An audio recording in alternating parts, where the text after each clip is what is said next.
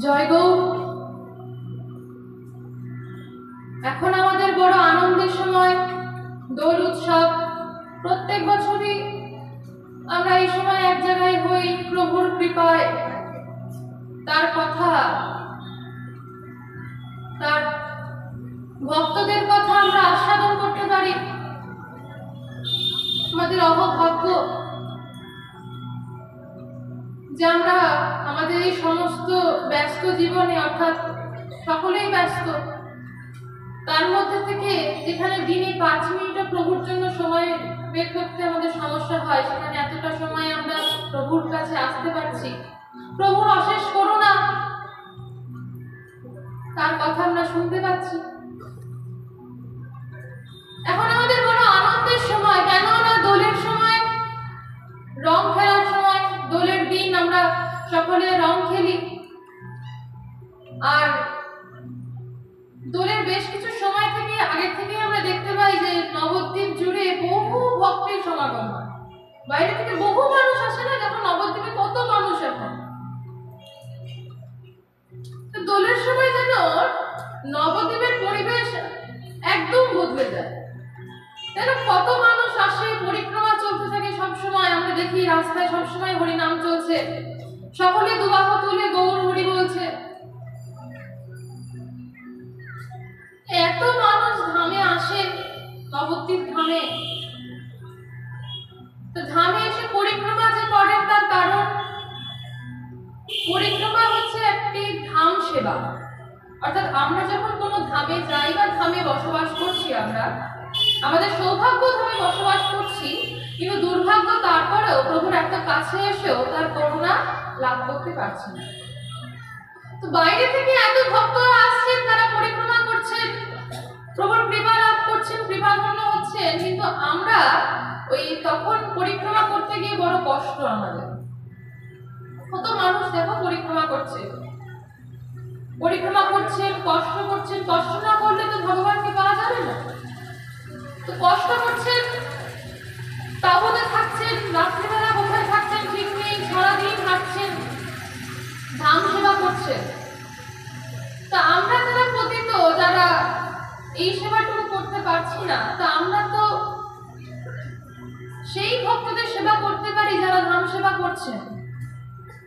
যারা ধাম সেবা করেন, যারা পরিক্রমা করেন, তাদের সেবা করাও এক প্রকার ধাম সেবা। অর্থাৎ তাদের যাতে কোনো সমস্যা না হয়। অনেকেরই হয়তো চলতে চলতে পায়ে ছাল্লি উঠে গেছে, তাদের সেবা করে দেওয়া। কত মানুষ জল পায় না রাস্তায়, তাদের একটু জল দেওয়া, তাদের প্রসাদের ব্যবস্থা করা, এই সব কিছু ধাম সেবা। কত মানুষ পরিক্রমা করছে, তো তারা যে কৃপা পাচ্ছেন, সেই কৃপা যদি কিঞ্চিত আমরাও লাভ করতে পারি, সেই চেষ্টা করে। তো দোলের সময়, আনন্দের সময় বহু মানুষ এসেছে নবদ্বীপে। কেন? আমাদের প্রাণের গৌরের আবির্ভাব তিথি, নদের নিমাইয়ের আবির্ভাব তিথি। দোল পূর্ণিমা তিথিতে আমাদের নদের ঠাকুর, তোমাদের ঘরের ছেলে, আমাদের ঘরের ছেলে নিমাই, তিনি আবির্ভূত হয়েছিলেন। সেই পুরুষ সিংহ নিমাই, যার নেতৃত্বে সারা বিশ্ব তার দেখানো পথে বেরিয়ে পড়েছিল, যা এখনো চলছে। সকলে তাকে, সেই বিশ্বম্ভর মিশ্রকে এখনো অনুসরণ করে। তার কীর্তনে শুধু নদিয়া, বাংলা নয়, সারা পৃথিবী নেচে উঠেছিল তার সাথে, একসাথে। লক্ষ লক্ষ মানুষ তার সাথে কীর্তনে দুবাহু তুলে হরিবোল হরিবোল বলতে বলতে পরিক্রমায় চলত পদব্রজে। সেই নিমাইয়ের জন্মতিথি, আবির্ভাব তিথি আমরা সকলে আনন্দ করি। আমরা নবদ্বীপবাসী, আমরা শুনেছি দোল পূর্ণিমা, রাধা মাধবের দোল খেলা, হোলি খেলা, এবং প্রাণ মহাপ্রভু, মন মহাপ্রভুর আবির্ভাব। তার সম্পর্কে যত বলা হবে ততই কম, কিন্তু আমরা কিঞ্চিত কিছু আস্বাদন করব প্রভুর কৃপায়, তার বিষয়ে কিছু কথা যা প্রভু এই মুখ দিয়ে বলাবেন, তার ইচ্ছাতে তা আমরা সবাই আস্বাদন করবো, কারণ তার গুণকীর্তন করা অত যোগ্যতা আমার নয়, আর মাহাত্ম বর্ণনা করার মতো যোগ্যতা আমার নয়। তো মহাপ্রভু তিনি আমাদের প্রাণের ঠাকুর, প্রেমের ঠাকুর। আমরা রোজ দেখছি প্রভু বড় খাচ্ছেন, খুব সুন্দর খাচ্ছেন। তার গায়ের গরম কিরকম, অর্থাৎ গায়ের রং দেখি না, আমরা দেখি কিরকম হলুদ বা সোনালি, যেরকম প্রতিমায় দেখি। তো আসলে প্রভুর গাত্রবর্ণ কেমন ছিল না, সোনাকে গরম করলে, অর্থাৎ সোনাকে যখন গলানো হয় তখন সোনা লালচে রং হয়ে যায়, কাঁচা সোনা। সেই রঙের যে উজ্জ্বলতা, সেই উজ্জ্বলতা প্রভুর রঙের কাছে ফিকে হয়ে যায়। প্রভু আমার এত সুন্দর। সেই প্রভু যখন নদিয়ার পথে পথে হরিবোল বলে হেঁটে চলতেন, নৃত্য করতেন, তখন সকল নবদ্বীপবাসী একসাথে হরিবোল বলে তার সাথে আনন্দে মাতোয়ারা হয়ে প্রেমের জোয়ারে ভেসে যেতেন। মহাপ্রভু তিনি স্বয়ং ভগবান। তিনি আমাদের কি দিলেন? কলিযুগে কলির অতীত জীব, সব থেকে নিম্ন, যাদের কিচ্ছু নাই, কিচ্ছু নাই, আচার বিচার সত্যচার কিচ্ছু নাই, আমাদের সব আমরা জলাঞ্জলি দিয়েছি। তাও প্রভু আমাদের কৃপা করতে স্বয়ং এলেন, এবং এসে আমাদের কি দিলেন, কি কৃপা করলেন? হরিনাম মহামন্ত্র, যার মাধ্যম দিয়ে আমরা সেই রাধা মাধবের প্রেমরস আস্বাদন করতে পারি। যেই প্রেম ভক্তি লাভের জন্য ব্রহ্মা আদি দেবগণ তপস্যা করেন, মুনি ঋষিরা তপস্যা করেন, সেই প্রেমরস কিনা প্রভু আমাদের এমনি বিলিয়ে দিলেন। এসে বললেন তোরা শুধু হরিনাম কর, আর কিচ্ছু লাগবে না, এবং নিজে সকলের দাঁড়ে দাঁড়ে দিয়ে দিলেন। নদিয়ার পথে পরিক্রমা করতে কেন বেরোতেন? যাতে সকলে দর্শন করতে পারে। সংকীর্তনের মাধ্যমে তিনি এই গাছপালা রয়েছে, যারা নড়াচড়া করতে পারে না, বলতে পারে না, পশু পাখি রয়েছে, সকলের জন্য সংকীর্তন করলে যাতে তাদের কর্মে প্রবেশ করে। আমাদের কলির পতিত জীব যারা কোনো কিছু করে না, তাদের উদ্ধার করলেন। এমনকি জঙ্গলে গিয়ে, বনে গিয়ে পশু পাখিকে উদ্ধার করলেন। ঝাড়খণ্ডে দেখা যাচ্ছে প্রভু ঢুকেছেন, বনে প্রবেশ করছে, আর সব পশু পাখিরা ছুটে এসেছে। প্রভু বাঘকে দেখে বলছে হরি বলো। বাঘ দুই হাত তুলে, দুই সামনে দুই পা তুলে হরি বলছে। বাঘ কখনো কথা বলতে পারে? পারে না তো, কিন্তু প্রভুর কৃপায় সেও হরি বলছে। বাঘ, হরিণ, হাতি, সমস্ত পশু পাখি একসাথে হরি বলে নৃত্য করছে। কি অদ্ভুত দৃশ্য! প্রভু সকলকে কৃপা করেছেন, আমাদের পথিককে পাগল করতে এসেছেন। তো প্রভু সকলকে কৃপা করেছেন, পথিক পাগল, ভক্ত বৎসল। কৃপায় আমরা একসাথে বলছি ঠিকই, প্রভুর কথায় কতজনের মন ছিল সেটা সন্দেহ। যাই হোক, প্রভু দর্শন দিলেন কীর্তনে, নাচতে নাচতে এসে, এটা একটা আনন্দের ব্যাপার, তাই না? সবাই নাচছিল। এইমাত্র কথা হচ্ছিল, আমরা শুনছিলাম যে প্রভু সকলকে একসাথে নিয়ে যান। প্রভুর টানে আশা করে গিয়েছিলেন, বারবার টানে না। যাই হোক, তো কি শুনছিলাম না, প্রভুর কথা, প্রভু দর্শন দিলেন, সবই প্রভুর ইচ্ছায়। প্রভুর ইচ্ছা হয়েছে, যেই কথা হচ্ছে সে অনুযায়ী এসে একটু দর্শন দিয়ে যায়। তো প্রভু এলেন, দর্শন দিলেন, আমরা দর্শন পেলাম,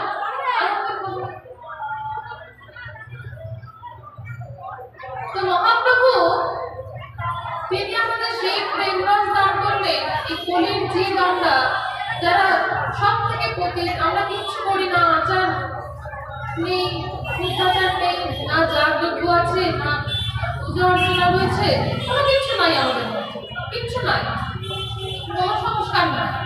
তাহলে প্রভু এত বড় ধনসম্পদ আমাদের কেন দান করলেন? আমরা তো ভিখারি, কিচ্ছু নাই আমাদের, কোনো যোগ্যতা নাই।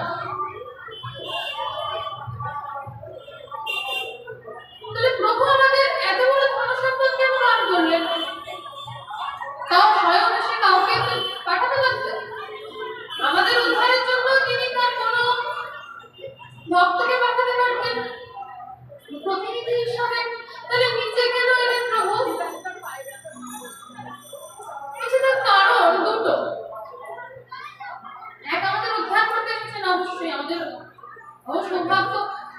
আরেকটি কারণ তার নিজস্ব কারণ রয়েছে, স্বার্থ আছে।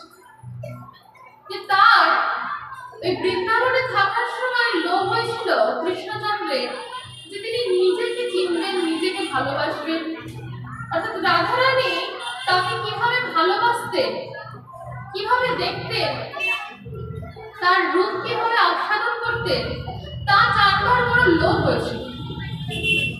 যখন তিনি নিজেকে যমুনার জলে দেখতেন, দেখে নিজেই মোহিত হয়ে যেতেন যে এত সুন্দর দেখতে আমি, কিন্তু আমি যেমন নিজেকে সবসময় দেখতে পারবো না, আমাকে দেখতে হলে আমাকে অন্য কারোর জায়গায় থাকতে হবে।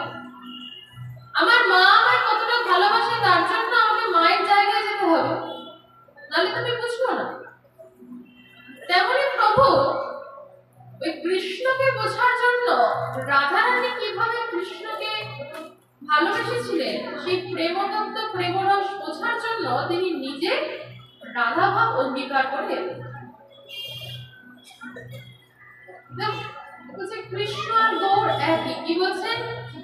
নন্দসুত বলি যারে ভাগবতে পাই, সেই কৃষ্ণ অবতীর্ণ চৈতন্য গোসাই। যে বৃন্দাবনের শ্রীমদ ভাগবতে যাকে নন্দনন্দন শ্রীকৃষ্ণের কথা বলা হয়েছে, সেই শ্রীকৃষ্ণই নবদ্বীপে অবতীর্ণ হয়েছেন চৈতন্য গোসাই। বলছে এক কি করে হয়? দুজনের গায়ের রং তো সম্পূর্ণ আলাদা। কৃষ্ণ কালো, তাই তো আমরা জানি কৃষ্ণ কালো। কালো নয়, অত কালো নয়, শ্যামলা, ঘনশ্যাম। তো কৃষ্ণ কালো, শ্যামল বরণ, আর মহাপ্রভু তিনি তার অঙ্গকারকে সোনা গহনা বানিয়ে যাচ্ছেন, দুজন একদম বিপরীত। কি করে হলো? ভাবো, কৃষ্ণ যখন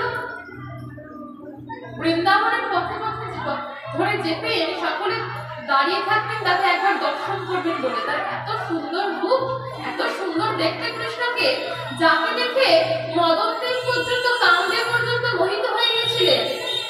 সেই কৃষ্ণ কত সুন্দর! সেই কৃষ্ণ তিনি রাধারানীর রূপ দেখে মোহিত হয়ে গিয়েছিলেন যে এত সুন্দর হয়। তখন তিনি শ্রীকৃষ্ণ ওই রাধারানীর অঙ্গকার থেকে যখন ধার করে এলেন, অর্থাৎ তার অঙ্গকান্তে নিয়ে তার ভাবকে ধার করে যখন এলেন, ভিতরে কৃষ্ণ কিন্তু বাইরে রাধা, শ্রীমতী রাধারানীর রূপ অঙ্গকান্তে যখন ধার করে এলেন, তখন দুজনকে মিলিয়ে একসাথে কত সুন্দর তাকে দেখতে হয়েছিল।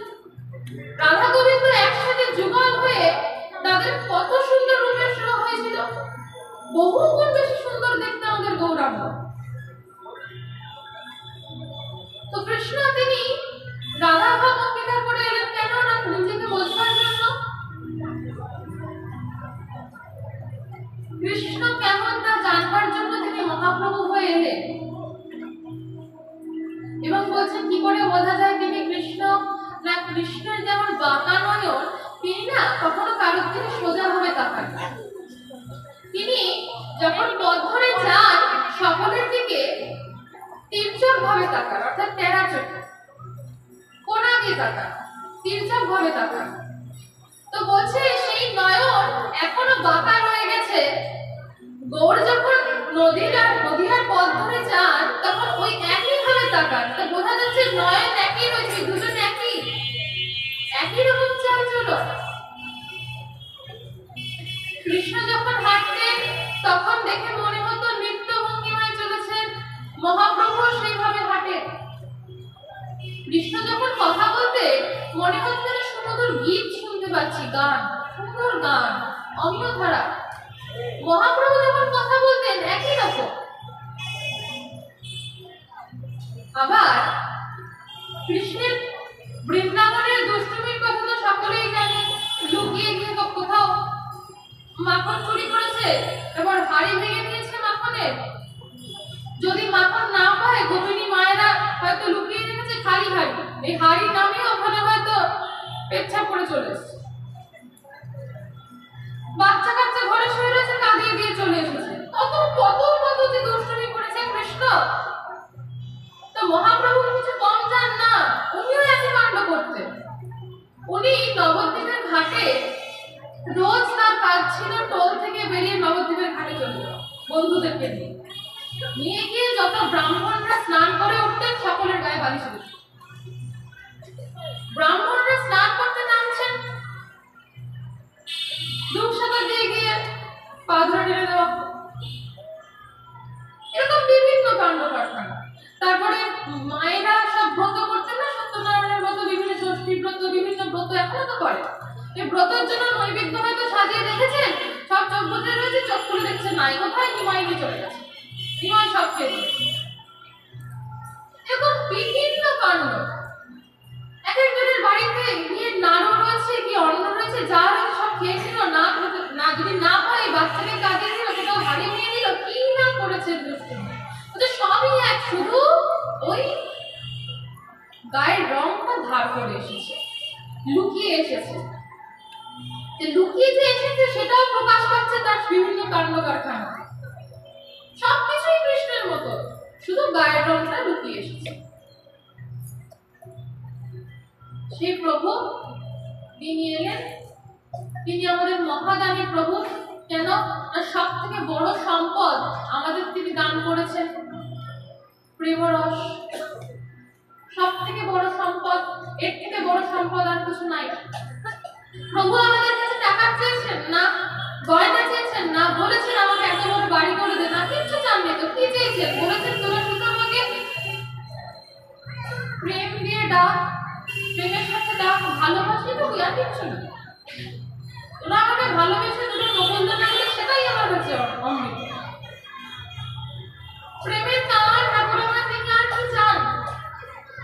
তিনি বলেছেন তোরা আমায় যেভাবে চাইবি সেভাবে আসবো তোদের কাছে, ভাই, ছেলে, বন্ধু, প্রেমিক, যেভাবে।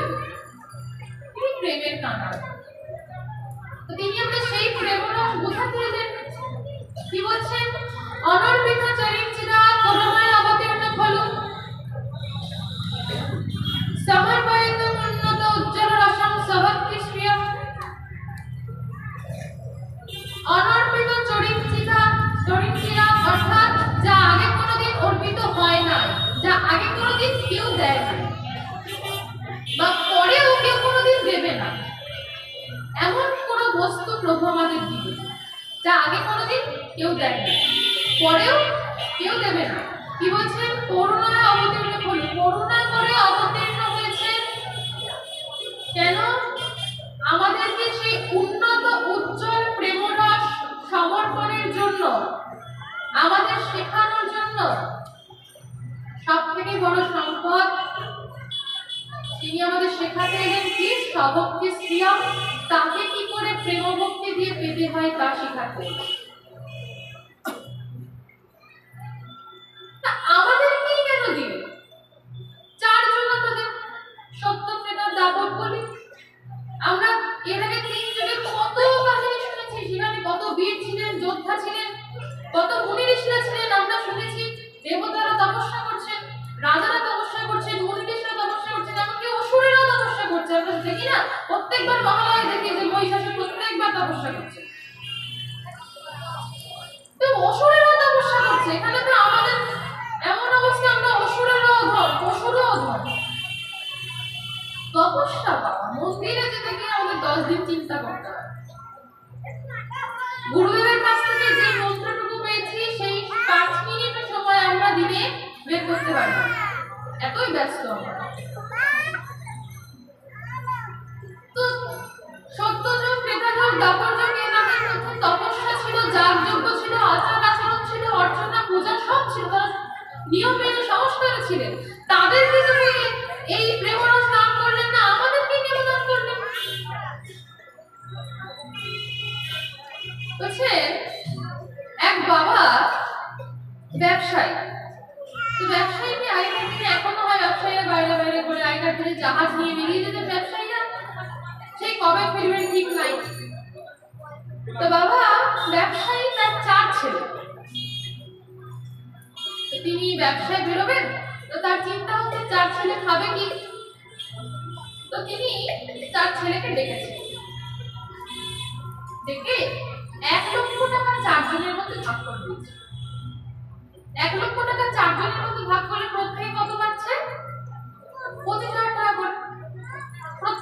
$25,000 করে দিয়েছেন 4টা দিয়ে বলছেন দেখ আমি তো অনেকদিন আসবো না, তো তোরা এই নিয়ে ব্যবসা কর, কাজকর্ম কর, যা খুশি কর, তোদের সংসারটা গুছিয়ে নে, ঠিকভাবে যেন খেতে পড়ে পারি।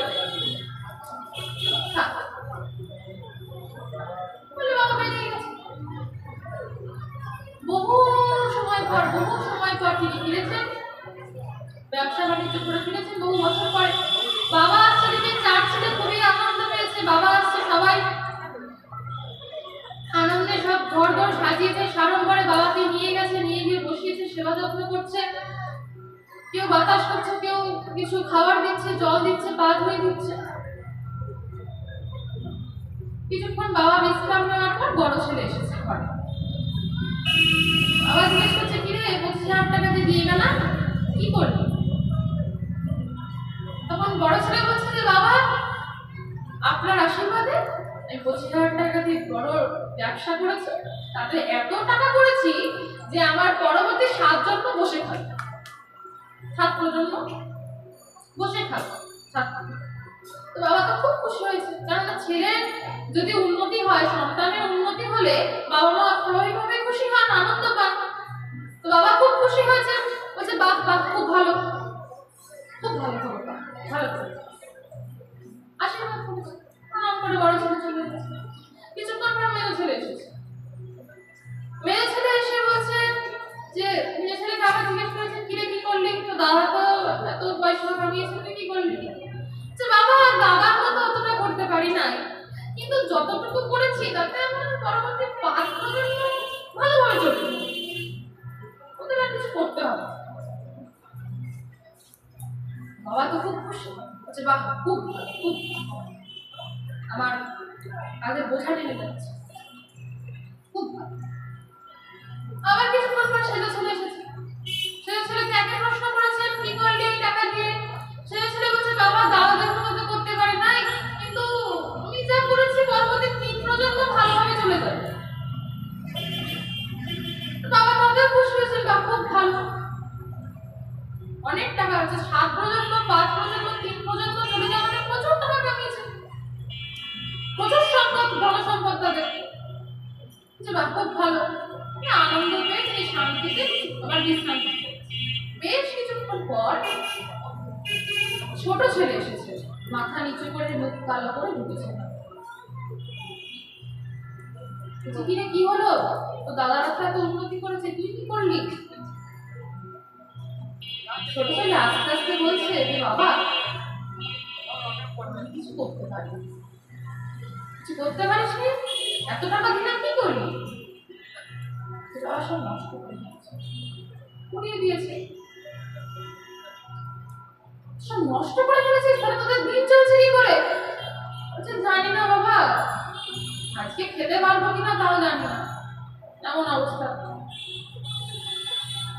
বাবার তো কপালে হাত, যে 25,000 টাকা দিলাম, 3 ভাই এত উন্নতি করলো, ছোট ছেলে নাকি সব নষ্ট করে দিল, এমন অবস্থা, কিছু খেতে পাচ্ছে না।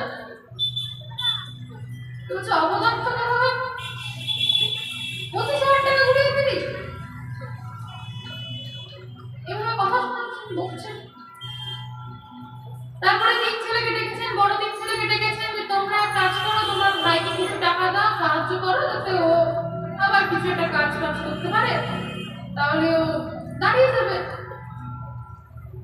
ছেলের বড় ছেলেরা বলছে, দাদারা বলছে না না ওকে দেওয়া যাবে না, ওকে দিয়েছিলাম তো আবার উড়িয়ে দিয়েছে, ওকে দেওয়া যাবে না, নষ্ট করবো পারবে না, উড়িয়ে দাও। ছোট ছেলে এখন দাঁড়িয়ে আছে, 3 দাদা বেরিয়ে গেছে। তো কিছুক্ষণ বাবা বসে ভাবনা চিন্তা করলো, কি আর করবে, ছেলে তো সন্তানকে ফেলবেন কি করে, যতই খারাপ হোক না, তার চিন্তা তো বাবা মা করেই, সন্তানের চিন্তা। তো তিনি কি করলেন, তিনি তার কাছ থেকে একটা মণি বের করলেন, মণি বের করে ছোট ছেলের হাতে দিয়েছে, হাতে দিয়ে বলছেন শোন, তোকে কিছু করতে হবে, তুই শুধু রোজ এই মণিটাকে মুছে টুছে রাখবি, একটু আদর যত্ন করবি, তাহলেই হবে। তোকে রোজ সোনা দেবে, এই পরশ পাথরের মতো, বলে না পরশ পাথর ওই কোনো কিছুতে ছুঁয়ে দিলে সেটা সোনা হয়ে যেত, শুনেছি সবাই। তো ওই মণি রোজ শোনা যায়। কি কি করতে হবে না, মুছে টুছে রাখতে হবে, আদর যত্ন করতে হবে, তাহলেই হবে। যদি তুই আদর যত্ন করিস তাহলেই হবে। তুই এই মণিটা নিয়ে যা, সোনাটা বিক্রি করবি, তোর জীবন চলে যাবে। মণি দিয়েছে। এবার ছোট ছেলে কি করেছে, মণি নিয়ে বেরিয়ে সামনে দেখছে 3 দাদা দাঁড়িয়ে। ও গিয়ে দাদাদের সামনে চিৎকার করে নাচতে নাচতে বলছে, দাদা দেখ, তোরা তো এত টাকা কামালি, বাবা তোদের কি দিল? আমি কিচ্ছু বললাম না, বাবা আমাদের মণি দিল। তোদের কাছে টাকা আছে, সম্পত্তি আছে, মণি আছে, অনেক টাকা আছে, সম্পত্তি আছে, কিন্তু মণি আছে এরকম করে দেখাচ্ছে আর নাচছে, মণি আছে, দেখ আমাকে বাবা মণি দিয়েছে। তখন বড় ছেলে তিনজন ভাবছে, সত্যি তো আমাদের তো এত টাকা পয়সা কামালাম, বাবা তো আমাদের কিছু দিল না, ও কিচ্ছু করে না, অপদার্থ, ওকে মণি দিয়ে দিল। মানে আমরা যদি এসব কিছু না করতাম তাহলে আমরা হয়তো মণিটা পেতাম, তারা ভাবছে। তো বাবা তো কি করবে, ছেলেকে ছাড়তে পারবে না। তো আমাদের জগৎপতি জগৎ পিতাকে গৌর সুন্দর, তার মধ্যেই সবকিছু সমাহিত। তো তিনি যখন 4 যুগকে ডেকেছে, সত্যযুগকে জিজ্ঞেস করছেন, সত্যযুগ তোমার কি অবস্থা? বলছে, প্রভু আমরা ঠিকই আছি, ভালো আছি, যাগযজ্ঞ করছি, তোমার নাম করছি, আনন্দে আছি। ত্রেতাযুগ বলছে, হ্যাঁ আমরাও ভালোই আছি। দ্বাপর যুগ বলছে, হ্যাঁ আমরা ভালোই আছি, সমস্যা ভালোই আছে। যখন কলিযুগকে ডেকেছে, কলিযুগের মানুষ বলছে, প্রভু আমাদের তো কিচ্ছু নাই, আমরা তো ভিখারি কাঙাল, আমরা পতিত জীব, আমাদের কিচ্ছু নাই, আমাদের কিচ্ছু নাই। জরাজীর্ণ বস্ত্র পরিহিত হয়ে দাঁড়িয়ে আছে কলিযুগ। প্রভু আমাদের কিচ্ছু নাই, প্রভু কি দেব, কি বলবো যে আছে, কিচ্ছু নাই। তখন প্রভু তিনি কি করবেন, ছাড়তে তো পারবেন না। তিনি কি করলেন, যা তোদেরকে সব থেকে সহজ পথ দিলাম। কি সহজ পথ?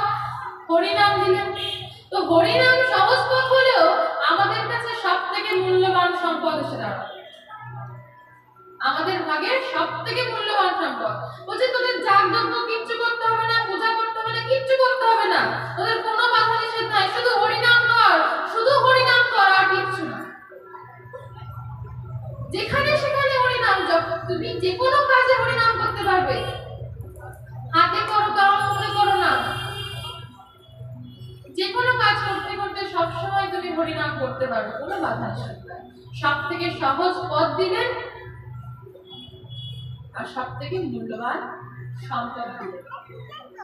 যে প্রভু আমার মহাদাতা, সব থেকে মূল্যবান সম্পদ আমাদের মতো প্রতিটি জীবকে তিনি দান করে গেলেন। এত সম্পদ পেয়ে, এত সুযোগ পেয়ে, তাও আমরা সেই সম্পদের আদর করতে পারছি না, তার দেখানো পথে আমরা এগোতে পারছি না। আমরা যে নবদ্বীপে একত্রিত হয়েছি, কত মানুষ সারা পৃথিবী জুড়ে রয়েছে, সকলে কি আসতে পেরেছে? পারে নাই। কত মানুষ আজ রাস্তা দিয়ে যাচ্ছে, সকলে কি গৌরকে দর্শন করছে, সকলে কি গৌরের কথা শুনছে? না, আমরা একসাথে হয়েছি কারণ প্রভুর করুণা হয়েছে, তার কৃপা হয়েছে। তাই এরপরেও আমরা এখান থেকে বেরিয়ে তার কথা ভুলে যাব, সাংসারিক জগতের মায়ায় আষ্টে বেঁধে সব ভুলে যাব, তার কথা মনে করব। তো বলছেন, প্রভু আমাদের জন্য এত করছেন, দাঁড়ে দাঁড়ে দরজায় দরজায় গিয়ে কি দিয়েছেন, দান করেছেন। তো মহাপ্রভু তিনি কি শুধু প্রেমদান করলেন বলেই বিশ্ববন্দিত?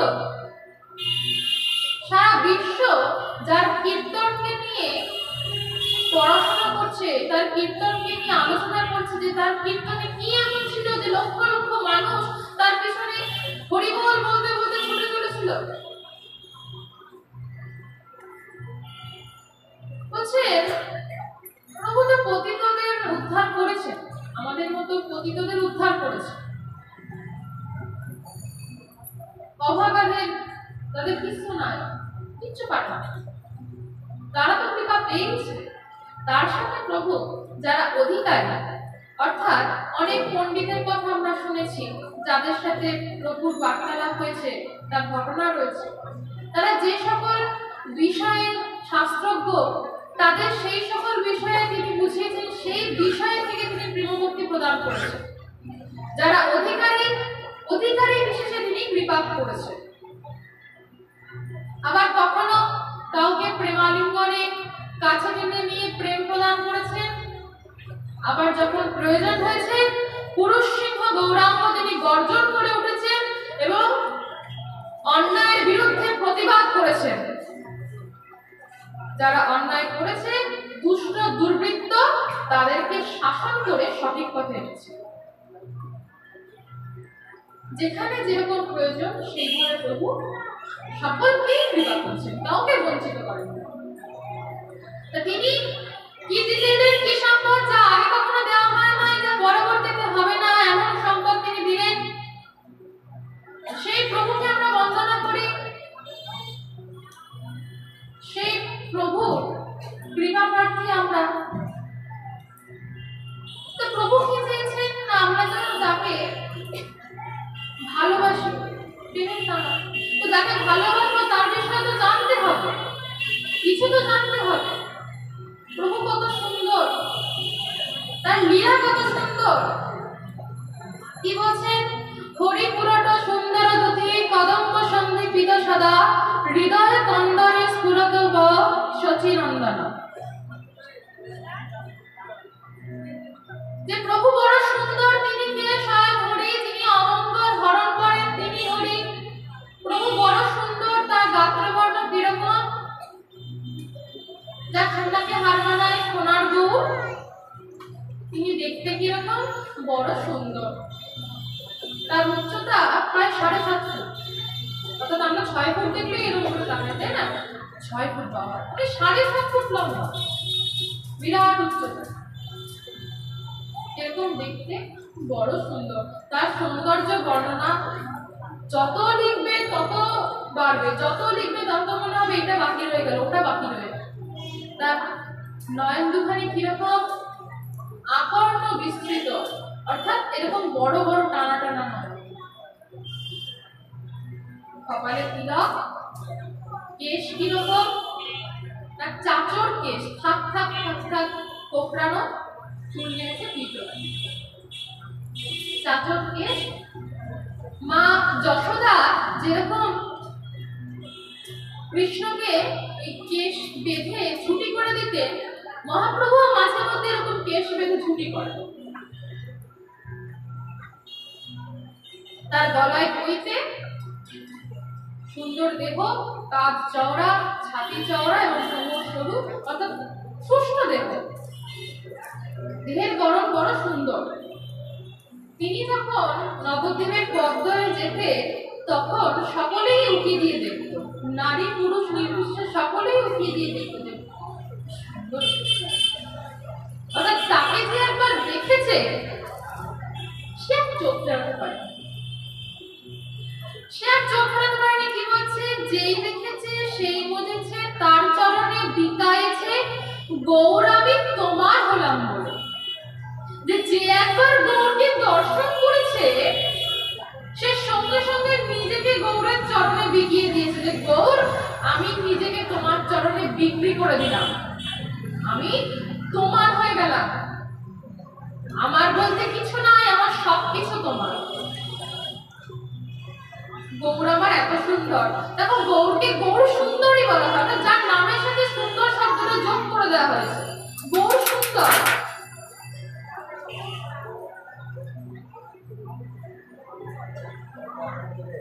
তিনি কত সুন্দর, সেই গৌর সুন্দর। তার আবির্ভাব তিথি, তার কথা আমরা শুনছি। যার মূর্তি দেখলে প্রেমে পড়ে যায় সকলে, সে না জানি আসলে কত সুন্দর। যতবার আমরা গৌরকে দেখি, ধামেশ্বরে যাই, ধামেশ্বরকে দেখি, আমাদের গৌর সুন্দর রোজ সুন্দর সাজছেন, তার ইচ্ছাতেই সাজছেন, সুন্দর করে সাজছেন। তাহলে যত দেখা যায় তত মনে হয় যে চোখের ক্ষুধা আর মেটে না, মনে হয় আরেকটু দেখি, আরেকটু দেখি, আরেকটু দেখি, আরেকটু সময় হলে ভালো হতো। সেই প্রভু, তার প্রতিমা এত সুন্দর, তিনি নিজে কত সুন্দর হবে। বলছেন বিমল হেমজিনী তাহে অনুপম রে তাহে সবে নানা ফুল দাম কদম্ব কেশর যিনি একটি পুলকরে তার কাছে বিন্দু বিন্দু খাম। প্রভুর রূপ অপূর্ব সুন্দর, তিনি চাচর কেশ, গলায় ফুলের মালা, পায়ে আবার নুপুর পরে সোনার আছে না, সুরধুনির কিনারায় সোনার নুপুর দিয়া পায় নাচে রে গৌরাঙ্গ আমার। তো তিনি সোনার নুপুর পায়ে ছুন ছুন শব্দ করতে করতে যান, রুনুঝুনু শব্দ হয় কেন না, ওই রুনুঝুনু শব্দে আশেপাশে যত গৃহ রয়েছে সকলে এই গৌর আসছে ছুটে বেরিয়ে আসে। যখন গৌরাঙ্গ তিনি ওই কীর্তন করতে করতে রাস্তা দিয়ে যেতে, কীর্তনের আওয়াজ হয়, মৃদঙ্গ বাজছে, করতাল বাজছে, আওয়াজ হচ্ছে, কীর্তন হচ্ছে, এবং দুবাহু তুলে তিনি সংকীর্তন করছেন, সকলে নৃত্য করছে। ওই আওয়াজ পেয়ে অর্থাৎ যেই স্থানে তিনি প্রবেশ করছেন তার আগে আশেপাশের লোকজন তৈরি হয়ে গেল, গৌর আসছে, নিমাই আসছে, কি করতে হবে? প্রত্যেক বাড়িতে যেন উৎসব লেগে যায়, প্রত্যেক বাড়িতে দেখা যায় ঘরা ঘরা জল ভরে রাখা রয়েছে। কেন জল ভরে রাখা? মায়েরা ভাবে যে নিমাই নৃত্য করতে করতে যাচ্ছে খালি পায়ে, কোমল চরণ তার, এই পায়ে মাটিতে গরম তপ্ত রোদে যাচ্ছে, পায়ে কষ্ট হবে, তাই আগে থেকে জল ঢালতে থাকে যাতে ঠান্ডা পাবে, তার উপর দিয়ে হেঁটে হেঁটে নিমাই যায়। সকলে গিয়ে প্রণাম করেন, দৌড়ে গিয়ে প্রণাম করেন। যারা বয়স্ক মায়েরা তারা তো আর গিয়ে নিমাইকে বাড়িতে গিয়ে দেখতে পারেন না, তাদের গৃহের সামনে দিয়ে যখন প্রভু যান তাদের কৃপা করে, তারাও আস্তে আস্তে গিয়ে প্রভু চরণে পড়ে, প্রণাম করে। আর বয়স্ক মায়েরা তাদের বড় সৌভাগ্য, জানেন না কতদিন আছেন আর, কিন্তু প্রভুর দর্শন পাচ্ছেন।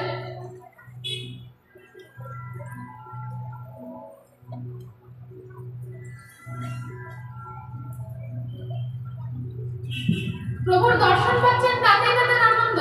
আর এই বয়স্ক মায়েদের মনে তখন আরেক আনন্দের সঞ্চার হয়, কি না, তারা মনে মনে ভাবে বয়স হয়েছে তো কি হয়েছে, এত সুন্দর বর যদি এখন পাওয়া যায়, এখনো বিয়ে করতে গেছে, এত সুন্দর বর যদি পাওয়া যায়, এখনো আরেকবার ছাদনা তলায় বসতে সমস্যা নাই, বয়স্ক মায়েরা ভাবে।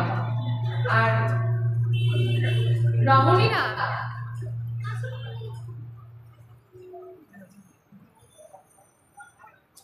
বিভিন্ন গৃহে রমণীরা তারা পর্দার আড়াল থেকে লুকিয়ে লুকিয়ে লাজুক ভাবে প্রভুকে দর্শন করে, যে প্রভু কত সুন্দর। অনেকে ভাবে যদি তিনি আমার স্বামী হতেন, গৌর সুন্দরকে ভাবে তিনি যদি আমার স্বামী হতেন। লুকিয়ে লুকিয়ে দেখেন, আবার লজ্জা পান, আবার পর্দা টেনে নেন, আবার লুকিয়ে দেখেন, আবার পর্দা টেনে নেন, এইভাবে দেখেন যে প্রভু আমার কেমন বড় সুন্দর, তিনি কিভাবে সাজেন। কি বলছেন? ধবল পাটের জোর পড়েছে, রাঙা রাঙা পার দিয়েছে, চরণ উপর লুটে যাইছে কোছা, চরণ উপরে লুটে যাইছে কোছা। কিভাবে সেজেছেন? কানে কুণ্ডল আছে, আবার গলায় মালা আছে, তিনি না নাচলেও নৃত্য না করলে ওই মালা না দুলতে থাকে। কেন দুলছে? তার চরণ পাবে বলাই আছে, কিন্তু নুপুরের বড় সৌভাগ্য যে তার চরণে রয়েছে, তাই সে গৌরের চরণ পাবে বলে মালা এমনি দুলতে থাকে। আর তিনি কি করেছেন? বসনে বসন করেছেন ধবল পাটের জোর, অর্থাৎ সাদা ধুতি, রাঙা পাট, চরণে সোনার নুপুর, যার রুনু ঝুনু শব্দ করে বেজে চলেছে। এই কোছাটা, যে ধুতির যে কোছাটা, সেটা ছাড়া লম্বা করে চরণে ঠেকছে, তিনি যখন হাঁটছে তার দুলে দুলে চরণে ঠেকছে। বাঁকামল সোনার নুপুর বেজে যায় মধুর মধুর, রূপ দেখিতে ভুবন মনোছা। ওই সুন্দর সোনার মল ছুনছুন করে আওয়াজ হচ্ছে, তার রূপ দেখে ত্রিভুবন যেন মূর্ছা যাচ্ছে। তার রূপ যে এত সুন্দরও কেউ হইতে পারে। চন্দন মাখা গোড়ারায় বাহু দোলায় নেচে যায়, বাহুর হেলনো দোলনো দেখি করিল শূন্য কিসে দেখি। যে গোড়ারায় গৌরচন্দ্র তিনি চন্দন মাখা শরীরে, চন্দন দিয়ে অলকা তিলকা করা, চন্দন মাখা সুন্দর সুবাস, এবং তিনি যখন বাহু দোলায় নেচে যান তখন দেখে মনে হয় বাহু দুটো যে দুলছে, দুই হাত যে দুলছে দেখে কি মনে হয় জানো? মনে হয় ওই ছোট ছোট বাচ্চা হাতে দেখবে যখন হাঁটে তাদের কোমর সুর যে থাকে, নাক সুর গলে যেভাবে, মনে হয় যেন সেইভাবে দুলছে দুটো হাত, সুন্দরভাবে দুলছে। তার ওই রূপ দেখে ত্রিভুবন মুগ্ধ যায়, সকলে তাকিয়ে থাকেন প্রভুর দিকে। আহা, কি অপরূপ সুন্দর প্রভু! সেই প্রভু তিনি স্বয়ং এলেন আমাদের কৃপা করতে, কৃষ্ণ জানাতে, কৃষ্ণ প্রেম জানাতে। কৃষ্ণ জানাইয়া জগত বইলা ধন্য, অপয়ের নাম তার শ্রীকৃষ্ণ চৈতন্য। কৃষ্ণ জানিয়ে কৃষ্ণকে সকলের কাছে তুলে ধরে কৃষ্ণ প্রেম সকলকে বিলিয়ে দিয়ে তিনি শ্রীকৃষ্ণ চৈতন্য হলেন। কিভাবে শ্রীকৃষ্ণ চৈতন্য হলেন? আমরা মহাপ্রভুকে সাধারণত দেখি খুব সুন্দর সেজে গুজে, লম্বা কেশ, পিঠ অব্দি রয়েছে, সেভাবেই তো দেখি। কিন্তু যখন তিনি চলে যান নদিয়া ছেড়ে সন্ন্যাস নিয়ে, সে অন্য রূপ, বৈরাগ্যের রূপ, তাই না? একদম অন্য রূপ, বৈরাগ্যের। তো মহাপ্রভু বলছেন, জয় হোক, অন্যরূপ বৈরাগ্যের রূপ।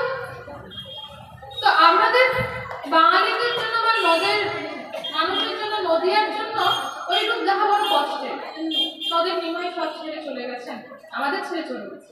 তো আমাদের কাছে প্রিয় ওই নদিয়াতে যে গৌর ধবল পাঠের জোর করে নেচে বেড়াতো, সেই গৌরই আমাদের কাছে প্রিয়। তো তিনি যখন চলে যান তখন মা সচি মাতার কাছ থেকে এবং মা বিষ্ণুপ্রিয়ার কাছ থেকে তিনি অনুমতি নিয়ে যান। চলে যাওয়ার পর সকলেরই অনুমতি ছিল তাকে দর্শন করবার, তার সাথে সাক্ষাৎ করবার, কিন্তু মা বিষ্ণুপ্রিয়ার ছিল না।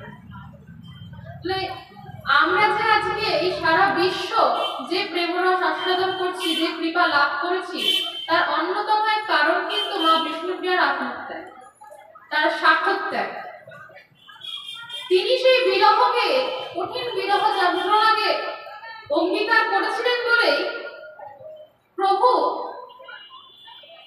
এই সন্ন্যাস পথে গিয়েছিলেন এবং আমাদেরকে সেই কৃপা প্রদান করেছেন।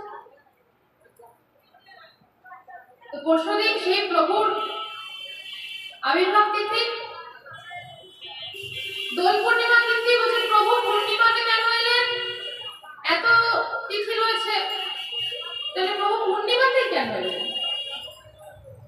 বলছে শ্রীকৃষ্ণচন্দ্রের আবির্ভাব তিথি কখন? অষ্টমী, জন্মাষ্টমী। রাধারানী রাধাষ্টমী। আর তা আমরা কি জানি? মহাপ্রভু রাধা মাধবের মিলিত তনু। তো ৮ আর ৮ যখন যোগ হলো 16 হলো, 16 কলা পূর্ণ হলো এবং পূর্ণিমাতে এসে গৌরচন্দ্রের উদয় হলো। দুজনে একসাথে হলেন, 16 কলা পূর্ণ হয়ে শ্রী গৌরাঙ্গ তিনি দোল পূর্ণিমায় উদিত হলেন, আবির্ভূত হলেন। তো বললেন বুঝলাম পূর্ণিমা কেন হলো, বুঝলাম, তো দোল পূর্ণিমা কেন? এত পূর্ণিমা রয়েছে, দোল পূর্ণিমা কেন? বলছেন যে মহাপ্রভু বড় মজার বাচ্চা। কি মহাপ্রভু বলছে যে দেখ, তোদেরকে উদ্ধারের জন্য আমি তো বৈরাগ্য গ্রহণ করবো, আমি তো সন্ন্যাসী হব, আমি তো মাথা নাড়া করে ছিন্ন বস্ত্র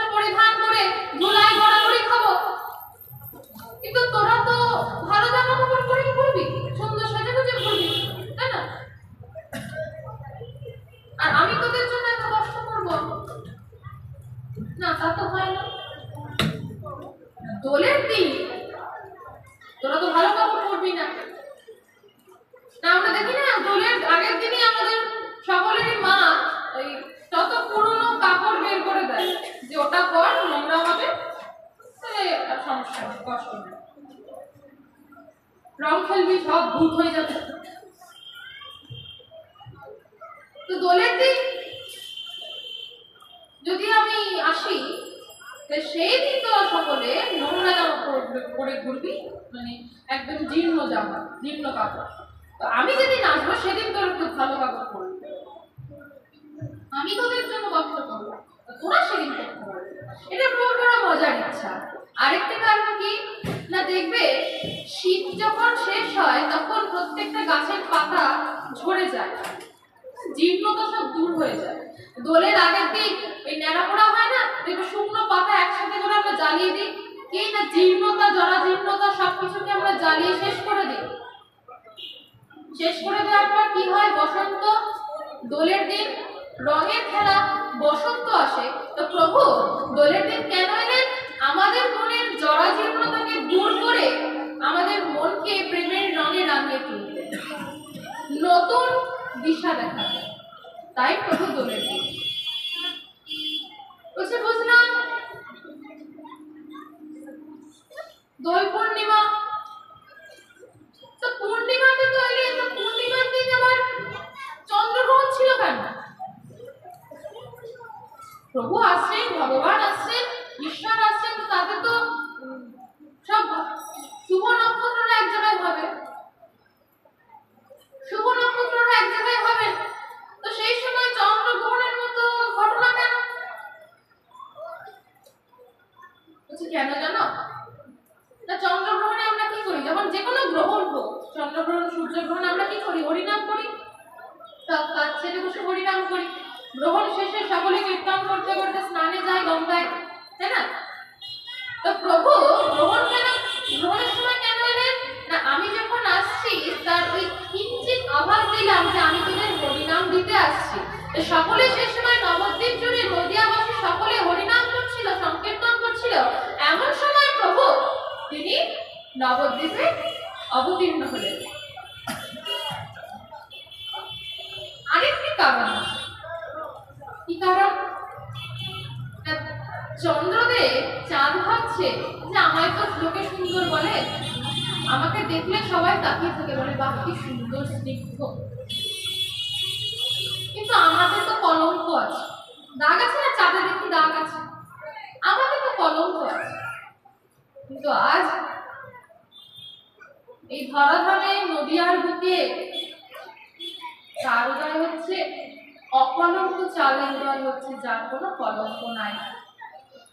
অকলঙ্ক চাঁদে যাবে দিনাদরসর, সকলঙ্ক চাঁদে তবে কি বা প্রয়োজন? যে চাঁদের কলঙ্ক নাই, সেই চাঁদ যখন দর্শন দিচ্ছে, আর প্রভুর সামনে ওরকম কোটি কোটি চাঁদ তো ফিকে হয়ে যাবে তার রূপের সামনে, তার তেজের সামনে। বলছে প্রভু যেখানে উদিত হয়েছে, গৌর চাঁদ, নিমাই চাঁদ যেখানে উদিত হচ্ছে, সেখানে আমার থাকার স্পর্ধা নাই, তাই তিনি নিজেকে লুকিয়ে নিয়েছেন। সকলঙ্ক চাঁদের আর প্রয়োজন নাই, আমার তো কলঙ্ক আছে, না তো কলঙ্ক নাই। তো সেই প্রভু তিনি এই জন্য দোল পূর্ণিমা এসেছিলেন। আর দোল পূর্ণিমাকে বৃন্দাবনে রাধা মাধবের খুব আনন্দের লীলা, হোলি খেলা, দোল খেলা, যেখানে দোল অর্থাৎ হিন্দোল, যেখানে রাধা মাধব তিনি তারা যুগল দোলনায় বসেন, সখীরা দোলার, ফল্গু অর্থাৎ আবির দেন, ছড়ান, সকলে আনন্দ করেন, কীর্তন করেন, নৃত্য গীত করেন তাদের ঘিরে ঘিরে। আর আমরাও প্রতিদিন সকলে আনন্দ করব, প্রভুকে তার চরণে আমাদের মনের সব জরাজীর্ণতা প্রদান করে, সমর্পণ করে আমরা তার কৃপায় সেই প্রেম রঙে সকলে একসাথে চেষ্টা করবো তার কৃপা যেন লাভ করতে পারি। সকলে বাহু তুলে একসাথে আমরা কীর্তন করবো, সংকীর্তন করবো, হরিধ্বনি দিয়ে আমরা আনন্দে নেচে উঠবো। প্রভুর আবির্ভাব তিথি, রাধা মাধবের হরি খেলা, তার এরপর প্রভুর